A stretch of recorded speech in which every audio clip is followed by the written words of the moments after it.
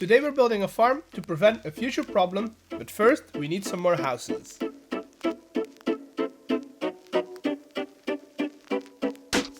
Welcome to a new episode on the single player world.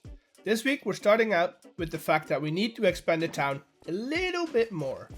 Let's mark out some houses and gather up some resources, and we'll get to building the outer shells first. We've done this plenty of times before, so let's just mash it all together in a small little montage.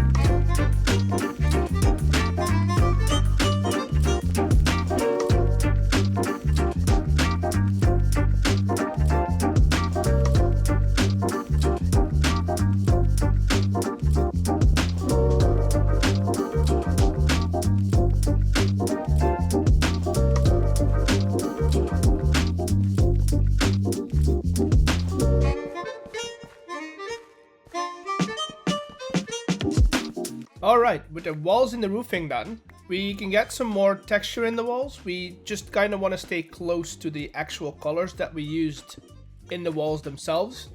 But we can use blocks such as planks, packed mud, textured blocks to add some depth and texture to the flat textures that we were using before.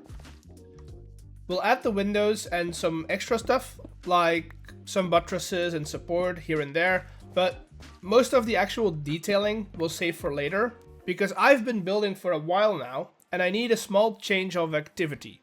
We're producing and storing a lot of terraforming blocks in this town. Most of that will be actually used for terraforming, but a lot of them have a second use, like you can use sand to make glass, or you can turn clay into bricks and glaze terracotta. Even if it's not right now, we'll be using these in the future, so we might need a little super smelter to accommodate it. It doesn't need to be as large as the one that we built a while back, but I don't want it to be super slow either. Let's start by placing our furnaces, then get all of the hoppers in place, and we'll get some tracks on top of those hoppers. That's where the minecart is going to run back and forward. Now we just need 2 minecart loaders, and that should be it. Once you know how to build one of these, they're pretty easy to redesign and rearrange them to your needs. I refitted the inside of this building to house the output and the input of the smelter, but that's about it. Now we can focus on decorating the buildings. For the decorations, we're starting out with the standard blinds, doors, and other additions to the structures. Next up are planters, balconies, and all floaty bits. Then we'll do some extra groundwork, we'll add some grates and boxes and maybe even a cart or two. We could even build a little canvas shelter to house one of these carts. Of course, we'll need some extra greenery, that way we can add some extra color and life into the town. I also forgot the textures of the roof, so we'll basically do the same as what we've done with the walls. We'll take a block that is close to the color, but very opposite in texture, and we'll sprinkle it in. With a little chimney on top of the roofs, these houses are ready to be lived in. The people who do the living can build the interiors though. Now for the farm that you all have been waiting for. I'm going to grab some stuff and travel to the location of the farm, while FutureEggs is going to explain some stuff to you. FutureEggs, take the stage. In the new update, we are getting a lot of nice blocks and some cool mechanics. One thing is going to be a little problem, and that is the functionality of a raid farm as we know it. Up till now, I've been relying on a raid farm for emeralds and redstone. The totems I don't care about, because it is a simple survival world, so dying is not a problem, but I use those 2 items quite a lot. The redstone is dropped by witches, you see, and we can make another farm that also spawns witches. Only witches even, so that means a better redstone rate. In the almost 5,000 in-game days, we found a couple of witch huts, and, Past Eggs has probably arrived at one right now, so I'll send you back over to him. So this witch hut is probably the best one that I have found so far. There is no mountains and there is not too much land around it. I was going to make a perimeter, but I don't have that much time left this week, so let's just flatten out the land until we can flood it, and Maybe we'll make a perimeter later. But for now, let's just get rid of the trees.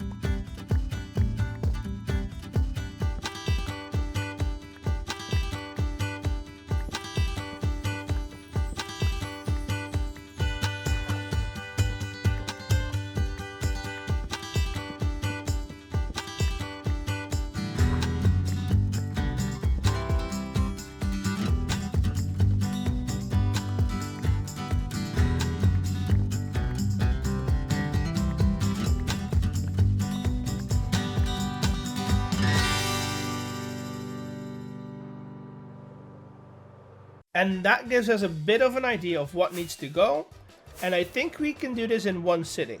You know what, let's just make it a little challenge. I will stream this, and I cannot end the stream until it's done.